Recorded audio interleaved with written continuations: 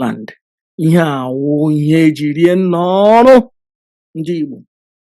Mara n'onwe, tetenụ n'ụra, mara n'Chukwu, bilitenụ, an awakened mind a na-eri ya ọrụ, an awakened mind a na-eri ya ọrụ.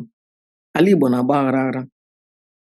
Ụbọchị taa, ihe niile m kwuru has nothing to do with Mazi Nnennaya Kanu. Here my free, independent opinion as the Biafran spiritual leader.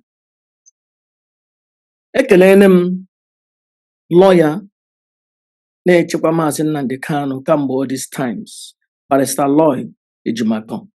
Ya dịrị ya na mma, ya na-eje, ya na-ayọ. Ekelene m nwaanyị kara aka, kajiri akaja, kwụrụ na Mazi Nnennaya Kanu n'azụ, Madam Nnennaya Anya. Ya dịrị ya na mma na ọjije na ọyịyọ. Ekelekwana m Kanunta, ndị iro gbara gburugburu, ndị DOS na-achụ ya taba everywhere, na-achụ ya everywhere. Maka ihe eji na-achụ Kanunta wụ he destroy ya Kanunta, then ya adịrị ihe easy hijack IPOB. Chineke, ala Igbo na-agba aghara.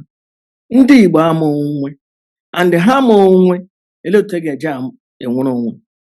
Ekpere m n'ụbọchị taa wụ ka ndị Igbo mara onwe, ka ndị Igbo mara Chukwu, ka ndị Igbo sọpụrụ Chukwu, ka ndị Igbo laghachite n'ọdịnala na omenala ndị Igbo.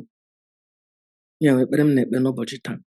Ya dịrị unu na mma, ya dịrị ndị Igbo na mma. Ise.